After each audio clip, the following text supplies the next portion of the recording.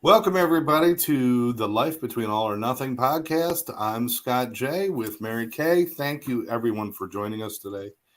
And, let's start it off. Mary Kay, how you doing? I'm doing great, thank you. I've had an amazing day. How about you?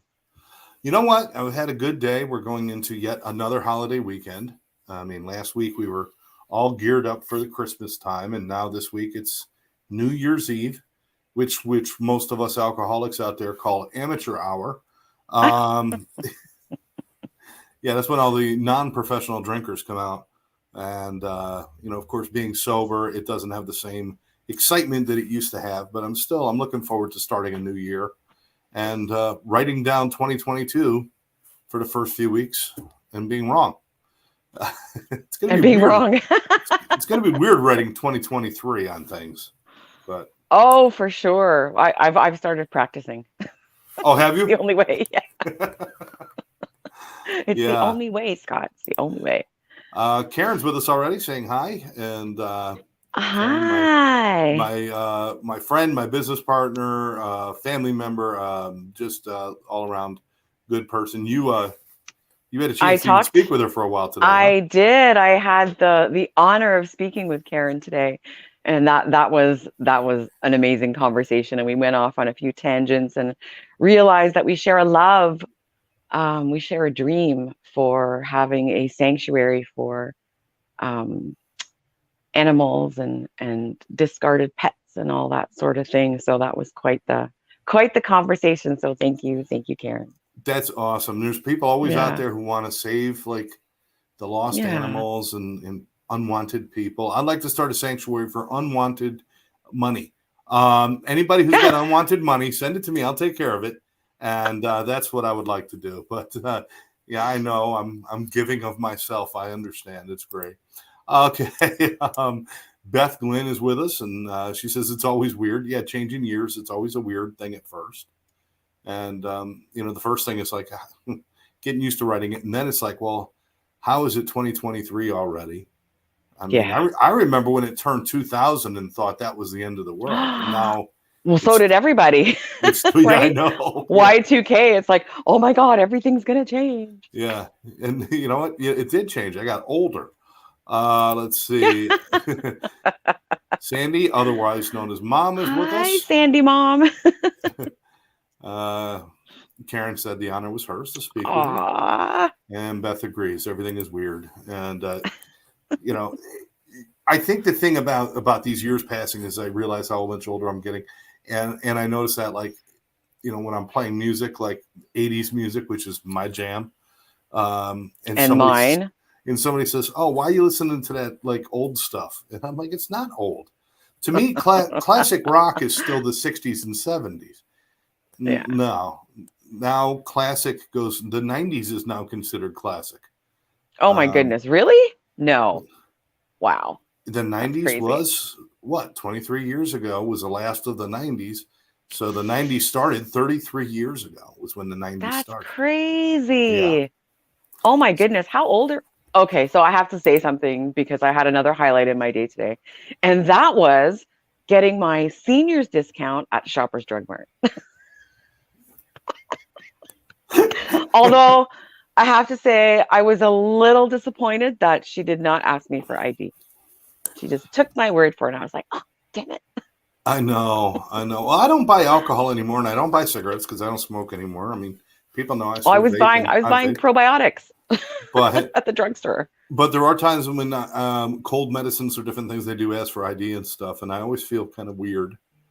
And so I'll say something like, "Oh, I'm glad you think I'm so young." She goes, "No, I just have to do it with everybody." And I'm like, "Why don't you just humor me and tell me, no, you look very young?" She can humor me, just make me feel good for a Oh minute. yeah. Oh yeah. But that was Uh, another highlight in my day. So Beth is yeah. remembering back when it was 1999. How strange that was. Oh yeah. Remember the 40s? Remember the 40s? How do I even spell that? Yeah,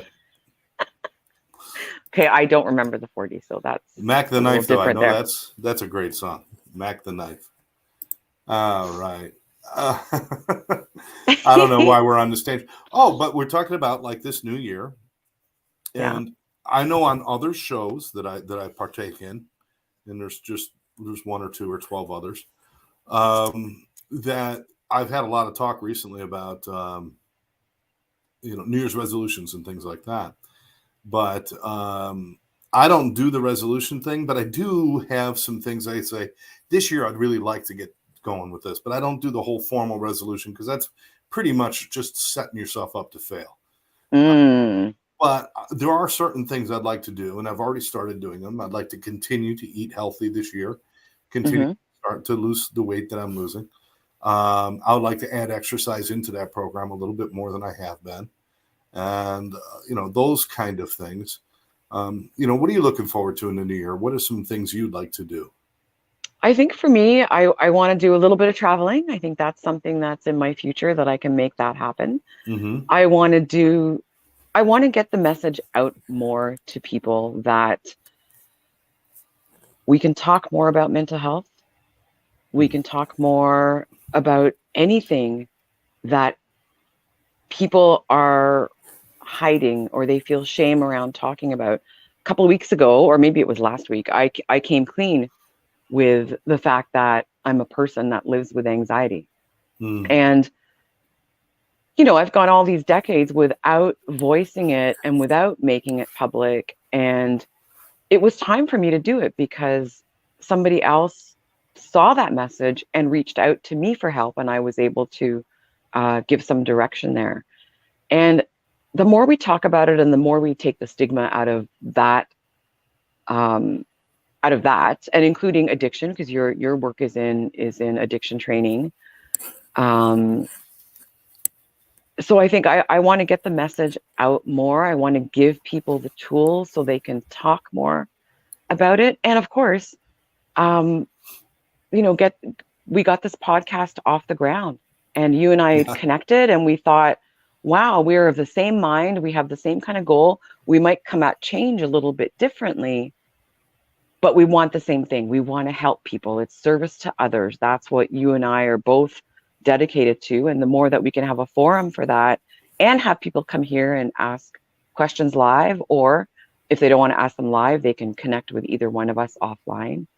So yeah, for me, it's more getting that message out that you can change. We're here to support you. And of course, we believe in you. Absolutely. I couldn't agree more with the message. And the only way to take the stigma out of things is to bring it to light and to Yeah. give, I like to say, giving things air because the darkness in your soul and all those things that really bother you, the things that haunt you, do not do well in open air. So if you speak them, you're taking away their power and Yes. you're assuming your own power. Yes, whether you're dealing with anxiety or depression, dealing with an addiction, dealing with whatever it might be, ignorance is not bliss. It is not. You need help. You need to speak to it and talk about it. And what that does is maybe my problem's not that big. Maybe I've got it handled and covered. But if I don't discuss it, people won't know that I'm somebody they can turn to. That's So, right. you know, That's right. Mary, I think we see a lot of people do that. It's like they get past their problems and then they don't bring them up anymore. Yeah. But then Well, nobody I'm knows one of those people. you were That's doing what that I for a did. while. Yeah. Yeah. Yeah. And it was almost an immediate, I know we talked about it. It was an immediate thing. You kind of let the cat out of the bag with, hey, I used to deal with this and I still do at times, I but still do. this is, Yeah. and the minute you let that out, you had somebody reach out to you and saying, I'm in trouble. Yeah. How amazing is that to have those kind of things happen?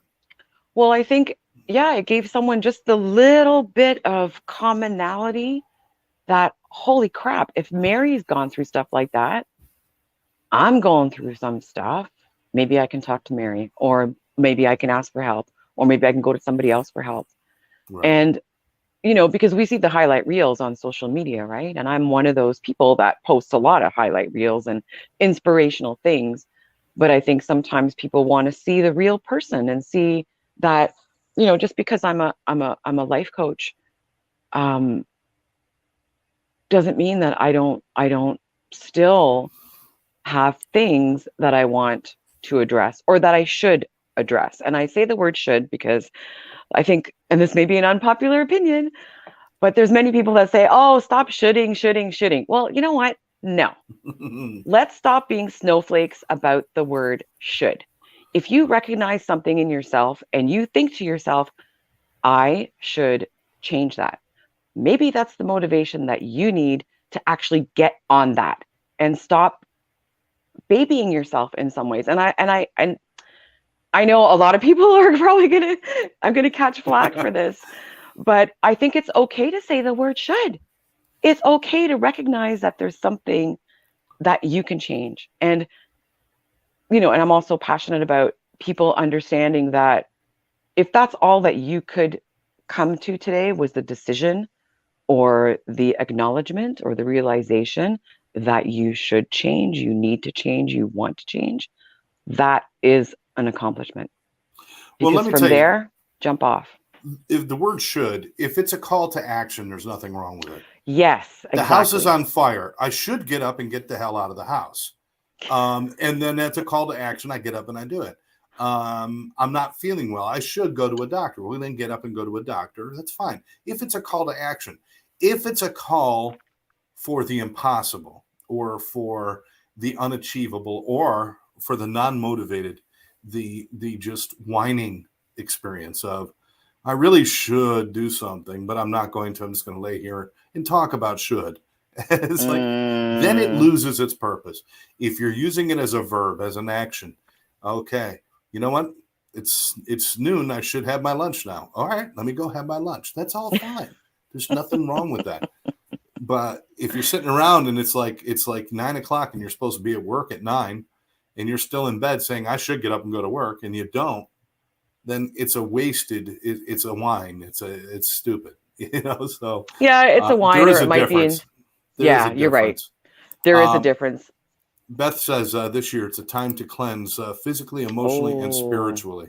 I love that, Beth. I love that. Absolutely. And we have Rocky with us saying hi. Oh, hi, Rocky. I had a nice conversation with Rocky on, I think it was Monday, Tuesday. Oh, okay, terrific. Welcome. You Thank told you me. for, Yeah, you told me about Rocky. yeah, yeah. So we're gonna have a conversation with Rocky in the future. Absolutely.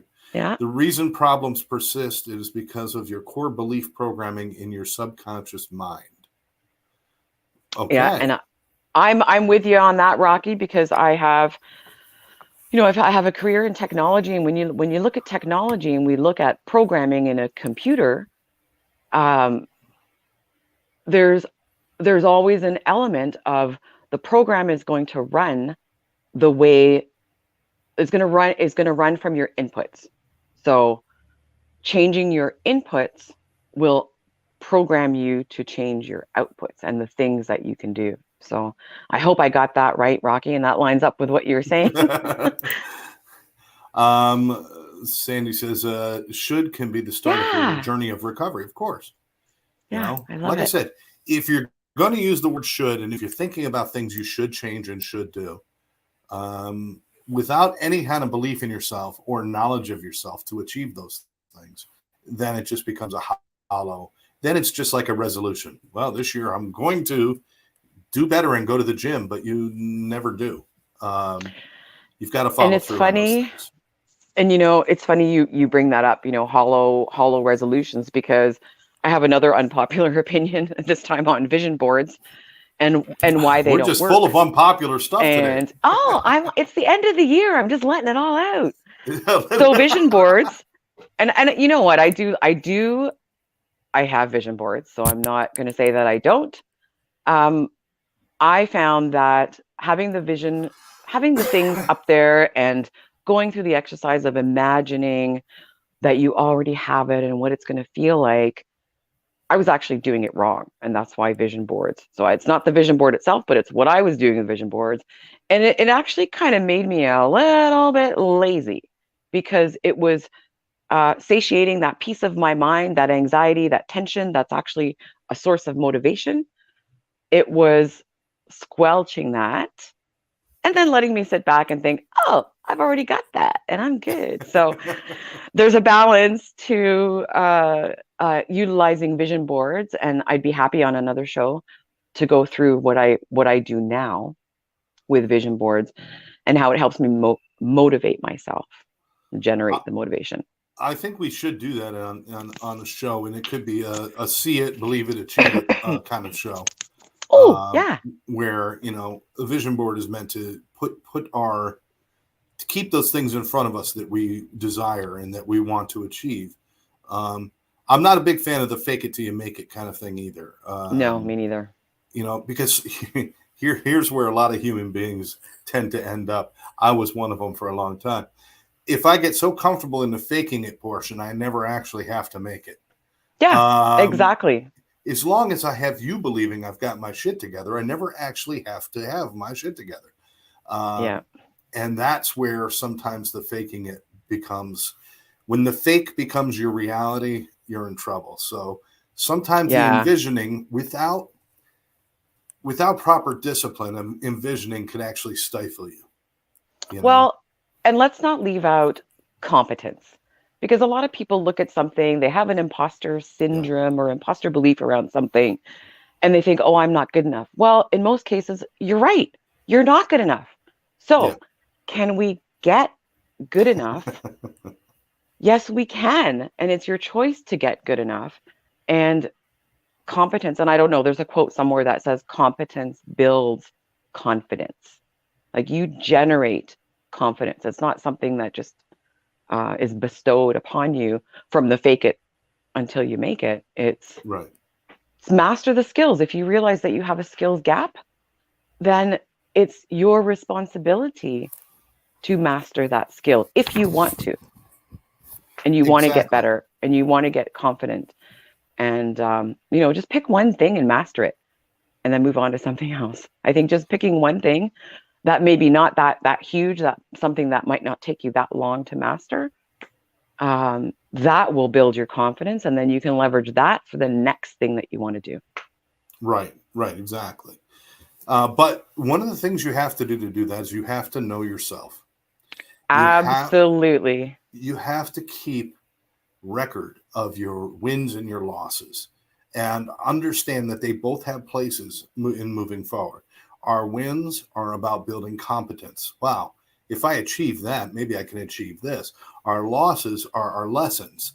Well, okay, I did that. Now, if I don't do it the same way again, I got a shot at doing something right. So, but you can't do that by ignoring who you are as a person and your pathways. And by doing that, you build confidence that way. One of the questions, and we started questions last week, folks, about getting to know yourself. And one of the ones, and this was highlighted for tonight, was what hardships or challenges did you overcome and how did you do it? When's the last time you sat and thought to yourself, because every time we get a new problem, we're like, this is it. This is the one that's going to kill me. This is the one that's going to end my world. This is the one that's going to suck worse than anything in the world. If you really think back, what were some of the real challenges you've had in your life and how did you get through them? And if you can study yourself a little bit, listen, study yourself. We go to school and we study everyone else's history. We study everyone else's history in the world, but we don't look at our own history. Study yourself a little bit and learn from what you have done and realize, well, you know what? I was looking down the barrel of a gun one time and I survived that. And I had this happen to me and I survived that. Maybe this isn't that big a deal, or maybe it is a big deal, but I also know I do have accomplishments in my life that tell me I might be able to do this. I'm capable. That's right. I'm capable. Yes. I'm capable, because that is living. That is proof that you are capable. And as you said, we don't many of us don't study ourselves, and we are now encouraging people to study themselves and get to know themselves, know what they have to work with. But we spend, like, say you're shopping for something on Amazon, you're looking for a new mic or you're looking for a new camera. Look how much time we put into looking for these things. I mean, I know myself, I even enlist my son to go do some research for me and come back and present them to me so that I can choose the right item.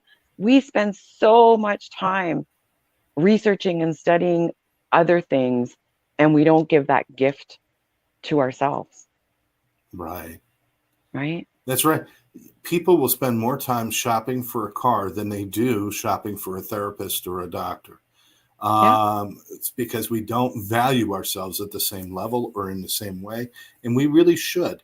Um, but this has all got to do with, this is really all got to do with, do you know yourself enough so that you could look back on your own journey without becoming absorbed in that? You know, when I'm Yeah. studying, when I'm in school and we're studying World War II, nobody dives under their desk. And I'm saying that there are things like PTSD where things do happen, Yes. but we don't dive under our desks. Why? Because we're looking at it objectively and from a perspective of learning. Why can't you do that with yourself? Look at your life objectively and with the perspective of learning and see what accomplishments have you had. Don't discount anything. Yeah. There's people that don't know how to swim. There's people that just don't know how to swim. I learned how to swim. That's an accomplishment in my life. I Yeah. learned how to ride a bike. I used to ride motorcycles. I've done this. I've done that. I've done traveling. I've done a lot of different jobs. These are all things that add up to say, you know what? There's a pretty good resume there. Why do I not believe in this person? I'm capable. I am And capable. and if you're out there with either mental health or, God forbid, with addiction issues, let me tell you something. If you're feeling bad about being an addict or an alcoholic and you found the other side, you found recovery, but you're still ashamed of that, don't be ashamed. Addiction and alcoholism kills 90% of the people who have it. 90%. 10% have a chance to get better. And of those 10%, only 1% of those have lasting recovery, long term. You are not, you are not a statistic. You're not a bad person. You're a winner. You're a survivor. You've done something that all odds are against. If you have made it to recovery, don't be ashamed of being a survivor. Don't be ashamed of that. Look at that and say, I am stronger than I thought I was. I am smarter than I thought I was. I have more drive than I thought I had. I got all the willpower in the world. It takes incredible willpower to survive the lives that we've all lived. We've got everything we need. Just Yeah. all you got to do is look back and gather all that information, put it in front of you and say, holy shit, I could build a winner out of this. Right? Oh, yeah. And I think so. Yeah, we talked about that exercise, and for you, I think, did you call it a timeline? And I call it a "this is me" exercise. Yeah. Yeah. So I'm just going to take a couple of minutes and just explain to our listeners about it. Whether you're listening now or on the replay, this is something that's really easy. Now, as you brought up, Scott, there is the chance that some things might bubble up. So if you're under the care of a therapist or a professional, or if you think that there might be some things that might trigger you, just take a look at this, and you might want to discuss it with your doctor or your medical professional. So the exercise is that you look back on your life in increments of, from 0 to 5 years old, from 5 to 10 years old, from 10 to 15, and then maybe you can make the the increments bigger, whatever you want. So you look back and you're looking for, what did I enjoy doing? What did I not enjoy doing?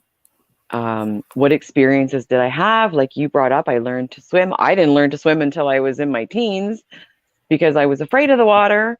And my brother and I decided we were going to go to the local arena, not arena, community center where there was a big pool and lifeguards all around the pool. There were 2 or 3 of them.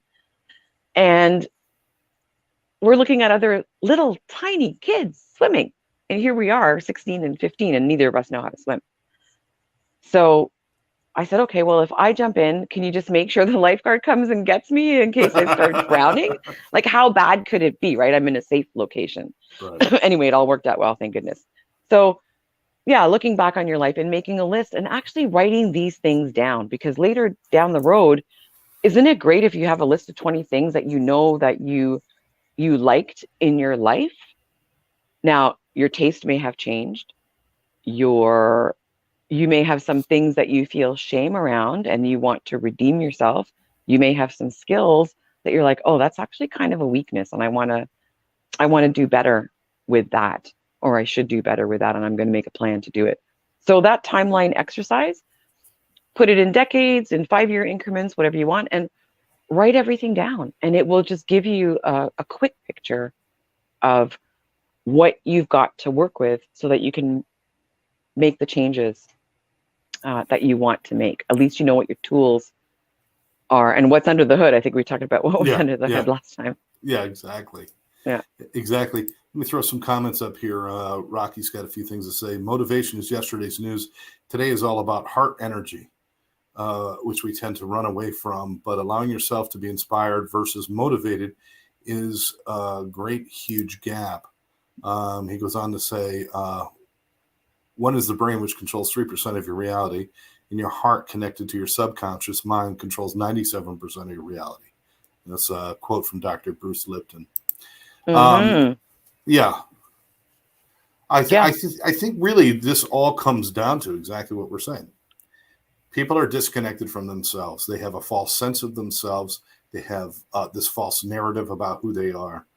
Mm-hmm. Um, and there's two things you have to know. Is first of all, the perspective in which you look at your life can be taken in two ways. It could be a negative perspective or a positive perspective. If I decided to look back on my life with a negative perspective, I would find enough faults that there's not enough buildings to jump off of. I could certainly do Yeah. that, and any human being can. Or I could look back with that positive learning perspective where good, bad, or indifferent, there's something in everything. And if you could adopt that perspective looking at yourself, which is a difficult thing to do, Mm-hmm. then you end up with this almost encyclopedic novel of knowledge that has so much stuff in it. There's so many experiences that we took for granted, but are amazing experiences. Everybody's got them. Listen, if you survive poverty, that creates a strength within you that people who have never gone without will never know. Why can't that strength help motivate you and move you into the future and do new things? There's just so many great things. Well, The other thing is just turning your past off and trying. Everybody's, I'm going to turn over a new leaf. I'm going to start a new chapter. Okay. But they assume when you start a new chapter, their assumption is you forget about all the other chapters. Well, I want you to right. think about writing a book. And if every new chapter ignored what was written in the chapter before it, the book would be the most insane, psychotic piece of writing since Charlie Manson wrote stuff down in his cave. You've got to look at your narrative to build the next chapter. You get to change it. You get to take it in new directions, but you have to bring everything with you, or else it would make no sense. Yeah. I could write one chapter, and in that chapter, I'm married, I got kids, and then it's like, well, I had a hard time with that. Next chapter, never married, never had kids. How can you do? You can't do that. That's right. There is no erasing that No. past, but you can erase that writing that's on the wall for your future, right? That Right. we have control over. We are the editors of Mm-hmm. that story that we're writing, of that book that we're writing. And you don't have to give the pen to anybody else anymore Right. if that's what you've been doing. And so yeah, do we have any questions that we want to share Yeah. with our viewers? So if you guys please join in and let us know what you're thinking. Um, Here's a question that I didn't ask last week, but this is an important way to kind of get in touch with some of your youth. And by the way, if you have a hard time getting in touch with your younger self, music is a great way to do that. Mm, Think about the music that you heard when you were living at home. What did your parents listen to? And sometimes if you sit and you try to do some reflection and you're playing that music at the same time, it will actually open up pathways of your brain to different memories and different things. So it's just music is a wonderful tool. I will tell you all day long that there's not a pill or a medical treatment on earth that compares to what music can do to the human brain and heart and oh, soul and spirit. Nothing. beautiful. And Nothing. so one of those songs for me was Tom Jones. It's Not Unusual. I love that song. And then of course it came back with the Fresh Prince of Bel-Air with Carlton doing the Carlton dance, right? Yes. And actually having Tom Jones on the show, which was amazing. And Uh, you know what else music does for me too is when I listen, because I'm a lyrics person as well, yeah. I want to visualize what's going on in the song. And I see those lyrics or I listen to those lyrics. And when a song goes into a thought that I've thought before, a bad thought or a bad situation, it reminds me that I'm not alone. At least the songwriter knows what the heck I'm feeling, right? It makes me feel, yeah, it's a form of therapy. It's a form of therapy for sure. Absolutely. And I love that song too. Tom Jones, my Welsh brother there. It's not unusual. I love that. Oh, Gotta people love are going that. to start throwing their underwear at Oh you, Scott. yes. Yes. The other song you did, Delilah, which was so good. Oh yeah. Anyway, so So the the question is, what did you want to be when you were younger? When you were younger, what did you envision your life being? And okay, everybody. I wanted to be a cowboy. I wanted to be a policeman or a fireman or something like that. But even those dreams, they have something in them. It was mm. about I wanted something that was going to make me excited and make me feel good and do this stuff. Nobody said I want to be an accountant. Um, I think some people did. I know oh, Karen's got maybe a great love for numbers. yes. um, but there's, you know, see, I didn't, when I went to school and I was young, I dreamed about being on TV and radio, and I dreamed about being an actor and a singer and all that stuff. I never dreamed about, selling drugs on the corner, and I never dreamed about buying drugs on the corner or being a fall down drunk or sitting in jail. I Mm, never dreamed about any of those things. But it's the direction my life took because I lost the yeah. connection to the child in me that wanted things that were good and happy and fulfilling. And I'm not saying we all should grow up and be a fireman. And yes, there are accountants who are awesome out there. I don't want to piss them off either. Yeah. But having a connection to that child that could so honestly just say, I want to be this. There's so much honesty in that as a child. And as an adult, it's like, you know, people joke all the time. I don't know what I want to, they're in their 30s or 40s saying, I don't know what I want to be when I grow up. And the sadness of the statement is they really don't know what they want to be. They Hmm. don't. They don't have that unfiltered, unbridled access to themselves that they had as a child. And trying to reestablish that contact is a very difficult thing. And you've got to get to know yourself to be able to do that. You Yeah, know? I agree with that. And I think there's one there are some things that people can do to get in touch. One of the things that I do is visualization and imagination. So I have gone back and talked to myself at that age, little Maria. I've gone back and talked to her and told her, thanks for waiting for me for this long, because it took me a long time to get over and get at the trauma that I suffered as a child from bullying. And I felt like I owed it to myself, to little, 8, 9-year old Maria, to go back and say, hey, here I am. I came back to get you. Are you ready? And that was about 15 years ago. Wow. And I feel like she's with me. And that's an exercise in imagination. And if you're able to do that, if you're able to have a little bit of imagination and creativity, you can go back and consult with that child and protect that child and bring that child back Right. into your life and bring that wonder and the feelings that you used to get. Part of that timeline exercise too, right? If we go back and remember Absolutely. that we loved being the captain of the little league team or something like that, and how did that feel, and how did it feel when you were chosen, and bring all those feelings back Right. into yourself. And what was the great thing about that? A lot of times it was about working as a team with people and celebrating as a team. Yeah, There's so many things you can do in your life that can include that. But just because you're not wearing a baseball hat and swinging a bat anymore, people give up on that instead of saying, what was the real part of that I liked? that's a And great point. that's about knowing yourself. And it's like, Yeah. I was working with one gentleman, and he was coming through an addiction. He wanted to play baseball. He wanted to play baseball when he was young. He was on his way to being a baseball star. He was on his way to the majors, and then the drugs got him. He Mm. got injured. He became addicted. He fell off the face of the earth. Now, 20 years later, he's like, all my dreams are gone. I can't have any more dreams. And I said, why did you want to be a baseball player? And he said, because I love the game of baseball. Well, Is the only way to show your love of baseball to play it? Are there other ways to show your love?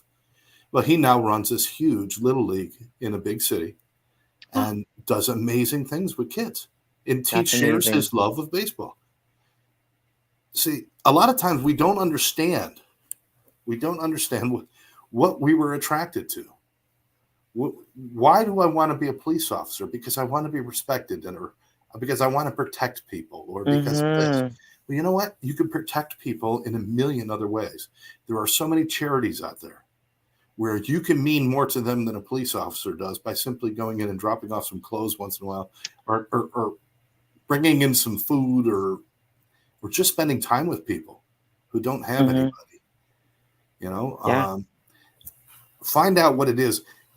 Here's a question you could ask yourself. If you really want to know yourself, if you answer this question for yourself, what is success for you? What does success mean to you? Now, let's all be honest. Our first answer is money, because that's what society says success is. It's money, it's cars, it's bigger homes, it's all that. But what is it inside of you? To me, it used to be about that stuff. And then I had to dig in deeper and say, what do I really, really want? What is my real desire? Achieving what you desire is success. So what is it I desire? And what I desired was to feel that I have purpose and to know that the things I do matter. That's Mm-hmm. so I found success in that part of my life. But ask yourself honestly, if you're chasing dreams, but you don't know what the end result, what you're looking for, you're going to have a hard time, aren't you? Mm-hmm. It's tough. Uh, Definitely going to have a hard time, and these things change as well, and my it goes mom, to our my mom is programming. my mom is telling on me here. What did She she says say? You want it? I wanted to produce movies, so I actually used to make movies with my brothers. And there's this kid Don Friedrichsen used to live down the street. We used to make little Star Wars movies, Love uh, it. and now I produce shows all the time. Yeah, I do. There you go. You live in the dream, Scott. I'm You live in the I'm dream. I'm living the dream in my studio. I Uh, love it. I love it. but that's something to something to consider is how do you define success in your life, Mary? For me now, it's in my relationships, and it's in s- spreading the message that people are capable. So that's, for me, that's success. Helping one person, that is success. But it's changed, because in my early 40s, as a brand new single, and a brand new single mom, and still I'm a single income household here. Um, yeah, money was going to define the success. And then it changes over time, it changes, and goes to my other core values. And um, yeah, and the self work has helped as Yeah. well to help me to hone in on the things that are valuable for me. Let's do a little test with people out there. If whether you're watching live or you're watching a replay, let me Hmm. ask you a couple of questions. Just see how easy it is for you to answer. What's your favorite color, Mary? What's your favorite color? Blue. Blue. Yes. It's blue. It's always blue. Mine is black. Uh, Yeah. I just, it used to be, I used to be a blue guy. I used to be a blue guy. And then, you know, somebody introduced me to the wonderfulness of black. And I was like, I love the color black. It just works with everything. I can get married in black, or I can go to a funeral in black, Oh my God, which in many versatile. cases are the same thing. Let's see, Donna, purple. All right, Donna. Purple. Excellent. Okay, simple question. What's your favorite color? There's people that don't know. They think about the right answer, not about their answer. Mm. If you don't even know what color attracts you, what color you really like, do you know yourself? How about this? What's your favorite dessert, or what's your favorite food? Your favorite food. Go ahead. Bread. Bread? Bread. See, that's not cool anymore. It used to be like Yes, bread. I know. It's fallen out of favor. Yeah. Yeah, it is in a big way. Every Yeah. movie you see where somebody's coming from the grocery store, don't they always have one of those long baguettes coming out of grocery their Always. grocery bag? Always. And yet, Yeah. I never see anybody eat those things anymore. Oh, well, I ate some last weekend. Oh, Karen's with you on blue. Karen, woohoo, blue. See, Don, look, even my nails are blue. Donna, yeah, there you go. Donna likes black too. Okay, so favorite food for me, pizza. Pizza is my favorite food Pizza. because pizza is just the best. Not that Chicago crap, the real New York style. Right? And you make your own pizza, though, don't you?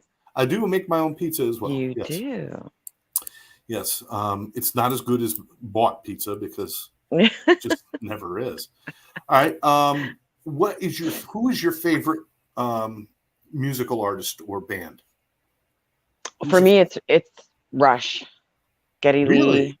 Geddy Lee, Closer to the Heart. That song has so much meaning for me. Was the I was drum? talking about it yesterday to somebody. Wow. Yeah. That's interesting. Getty Lee, not the most handsome man. Well, but beautiful inside, right? Beautiful I inside. think What a voice. the lyrics, and Queen. Yeah, for sure. I Queen, saw of course. Kieran's comments. And I did get a chance to see Freddie Mercury before he passed. It was an awesome, Yeah, one of the best concerts I ever saw. Mine is the Beatles. It's a quick yeah. go-to for me. But there's people that sit and think, well, I like everything. Nobody likes everything. You know, it's like you know how annoying it is to be with somebody who doesn't know what they want. Hey, let's go out to dinner. Where do you want to go? I don't care. Anything's fine. All right, well, But it's not. all right, well, let's go get tacos. No, I don't want tacos. Yeah, Well, then I've been there. everything's not fine. Tell me what you want. There's I've people been that there. will not simply go out and express what they want. Oh, only a mom could say this. My mom loves Leonard Leonard Cohen Cohen and and Scott Jones. oh my Favorite God, musical artist. Thank you very much. I love it. That's I love it. I'm blushing actually. You should. I Thank know. you. That's awesome that your mom would say that and mean Um, it. yeah, yeah. So those simple little questions about colors and music and food. What makes you the most happy? What is the activity? Not the activity, not world peace, because world peace doesn't make people happy. It just makes people calmer. Um, what is the activity that makes you the most happy? And people they can't say it. They can't say it. You know, what would it be for you? Mary? Walking in nature and hugging trees. I mean, and hugging people too. So hugging trees, hugging people. If I'm out there with my camera and I'm connecting with, a white-tailed deer staring into my eyes, or having chickadees flying all around my head and landing on my Yeah. forehead, connecting with nature is one of my most favorite activities. How about you? Playing music. Mm, Probably painting is a close second, but just playing music or listening, like being at my friends, either me playing or watching my friends play. Like I got a lot of friends in bands. It's just, to me, it's just the happiest.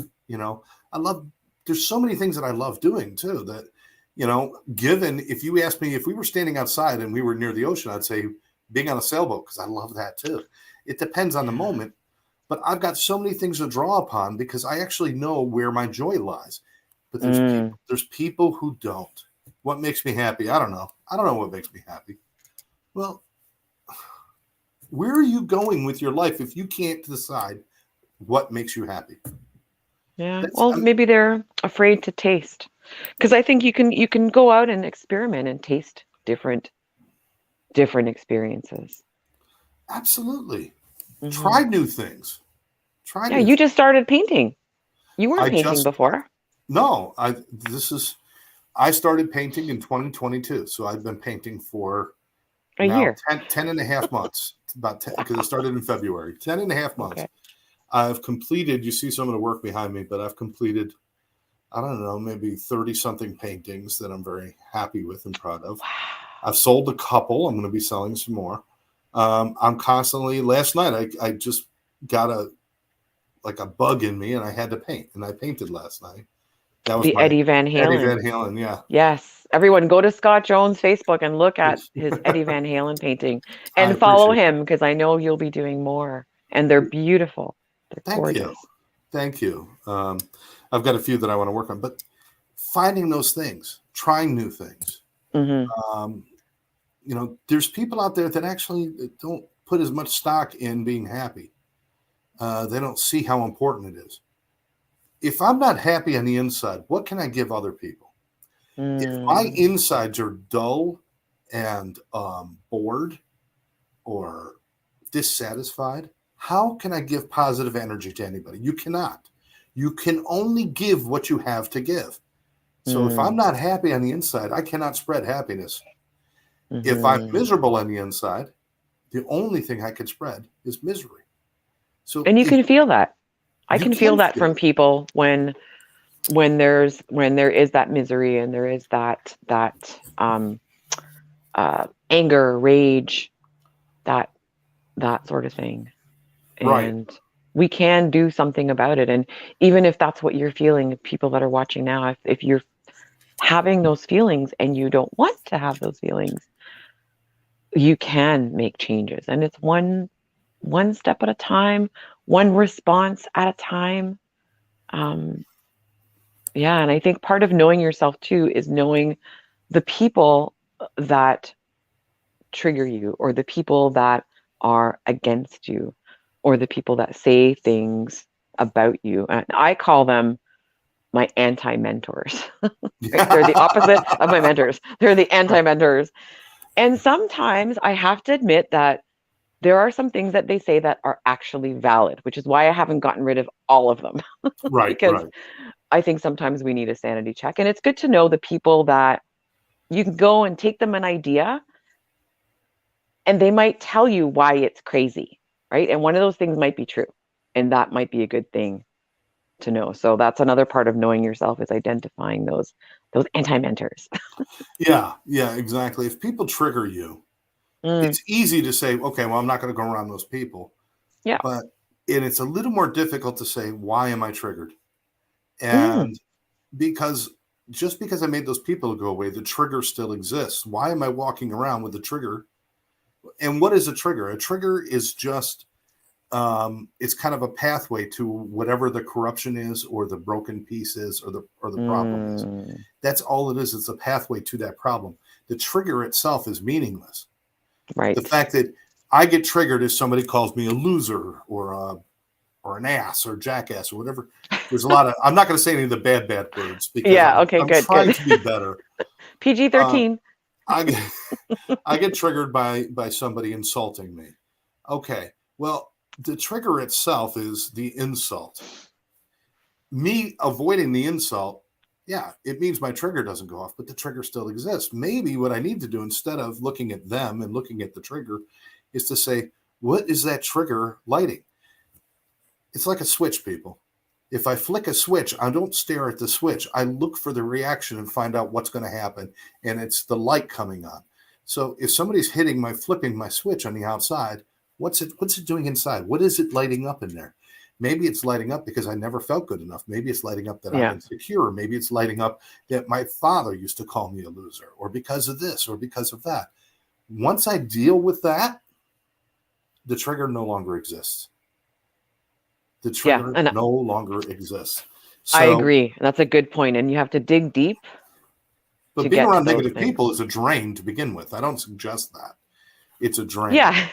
But Not 24 hours a day. no, no, because we learn as much from the negative people as we do from the positive people, Yeah, certainly, we do. because and if the lesson is nothing more than thank God I'm not like that. Yeah. or but for the grace of God, go on. Yeah. Or I don't want to be like that. But hey, Lynn is with us. Hey, Lynn, how are you? Hi, Liz. Um, but yeah, I think it's important. Please, if you have triggers, if you have those things, and you try to constantly avoid those triggers, maybe it's time to stop avoiding them and start looking at them. And what are they wired to inside of you? Fix that problem, and you will no longer have that trigger. A Yeah. trigger is simply a problem you have not dealt with yet. That's all it is. Yeah. And ask for help because sometimes we can't do this by ourselves She says, "Bummer, I and we was need late. help. Love you guys." No, Oh, we love you too. we can't do it by ourselves. And Yeah. Lynn comes on at a perfect time. We couldn't put these. We've got a network of friends that are podcasters, and we're all starting to do these things together. If it was just one of us out there all by themselves, it wouldn't be as good. It wouldn't be as powerful. But when we get all Yeah. these people linked together, they're all walking in the same direction and wanting the same things. Boy, there's so much power in that. It teaches Yeah. us that. Power in the collective. Yes, it teaches us that. And it's not about conformity and everybody doing things the same, because we're all completely different. Mm-hmm. But what we are doing is all moving in a positive direction. And it's great. Lynn's right. It's better as a tribe. As a Absolutely. tribe. Yep. Yep. Absolutely. We can But all as a watch part out of for that each tribe, other. you got to know yourself. You got to know Yes. yourself. You know, one of the things that's interesting is you and I talk about this a lot when we're not on the air, but and there's a few other people that I've come across that later in life, all my life I've spent trying to create and or fix and or hold together with duct tape and baling wire relationships because I was so afraid of being alone. I can And relate. most of my life was spent doing that. And unfortunately, people get hurt when you do that. Because if you're holding a relationship together with duct tape and baling wire, you're pretty much constraining yourself and the person you're with. You're like, we got to hold this all together, and you're just, it's so tense. Yeah. And I talked about this with you recently. I even had a conversation with Therese today about this. Is you know, when you start to live alone and you're doing some of that inner work and that inner journey, you start to realize, hey, this ain't so bad. This is actually a great opportunity to get to know myself. And It is. it's not a horrible thing anymore. And now relationships, whether they're friendships or closer than friendships or whatever they might be, they naturally form in my life. I don't have to force them anymore because I have a relationship Mm-hmm. with the one person I need to have it with, which is me. Yeah. Did you find that too? And I did find that too, and I'm glad you brought that up because I actually had an insight today as I was doing some digging around this very topic of romantic relationships. And the thing that came up for me was um, that beneath all of that, I don't feel like I deserve it. So that's a belief, and I recognize that as a Mm, belief. I don't feel like I deserve it, and digging deeper and deeper because okay, what's behind the not deserving it? And peeling back all those layers, for me, I was having some guilt around, um, mainly my marriage and mainly my son having to grow up from a broken home and all the stigma around that. And yeah, and even before that, things, me dumping my boyfriend in high school, right?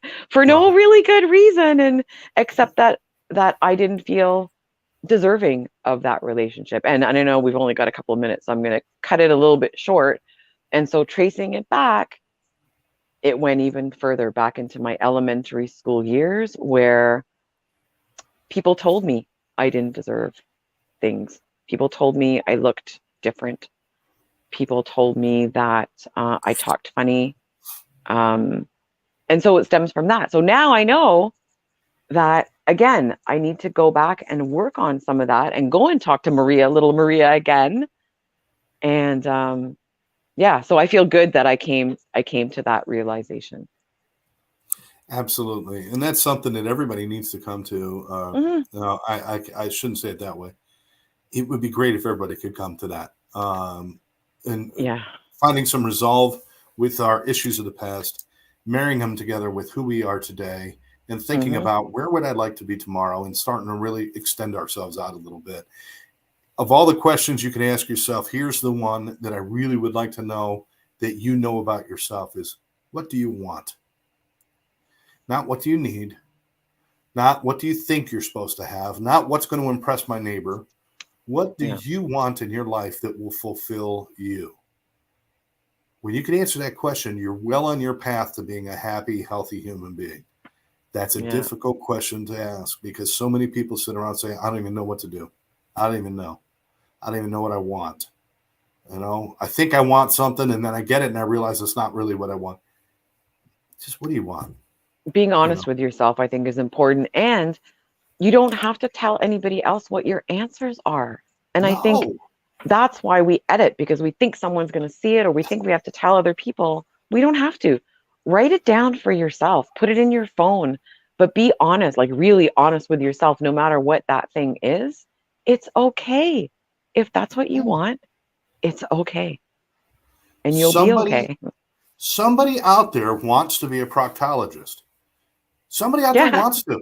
To me, I can't, no, not me. That's a nightmare. It's, Working in small spaces, not a good thing.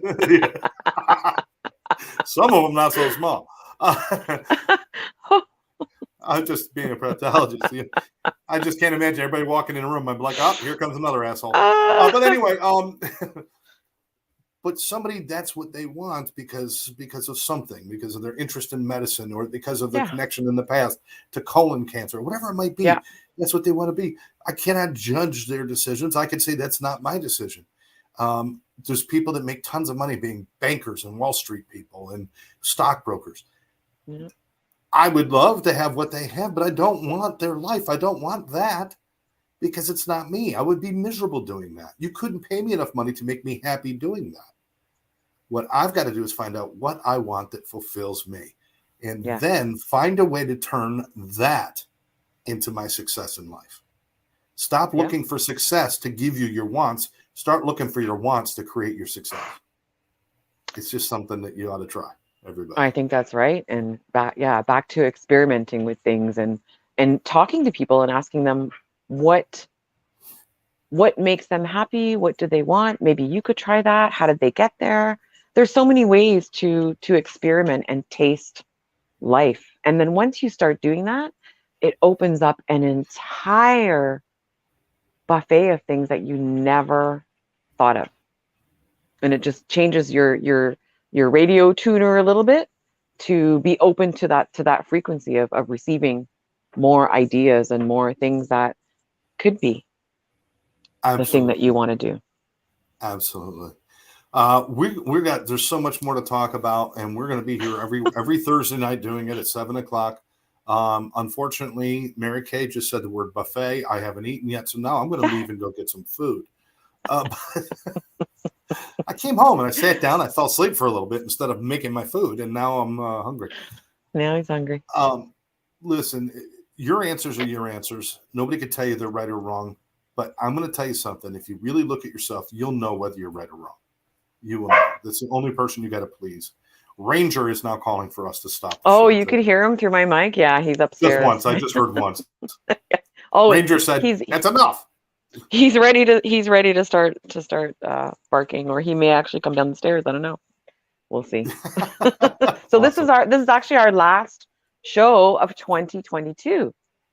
Oh, don't say see you next year. Just don't do it. I wasn't going to say that. I wasn't going to say that. But I just wanted to acknowledge you, Scott, for your encouragement to get me to do this podcast. I've never done a podcast before. I've appeared on, but I haven't. So I just want to say thank you for making one of my desires come true. And yeah, I wanted to say that. You are more than welcome. And we all appreciate your energy and your focus on everything from self to helping others to nature, which is always just fantastic. We appreciate you too. And I appreciate everybody who tunes in. I appreciate everything that's happened this year and look forward to a new year with everybody. We'll be back here next Thursday night to learn more about ourselves. The life between all or nothing. What is that life between all or nothing? It's who you are. You're never going to have it all and you're never going to have nothing. You're right in the middle, and that's where you're supposed to be. And we'll talk more about that next week. Maybe next week we'll start the new year with the best topic ever is happiness. What is happiness? That sounds fantastic. So, but for now, I want to thank everybody for joining us. Remind you that share this with your friends, and please make sure you join us each week here, Thursdays at 7, while we talk about the life between all or nothing. For now, I'm Scott J. And I'm Mary Kay, and I believe in you. We will catch you next time.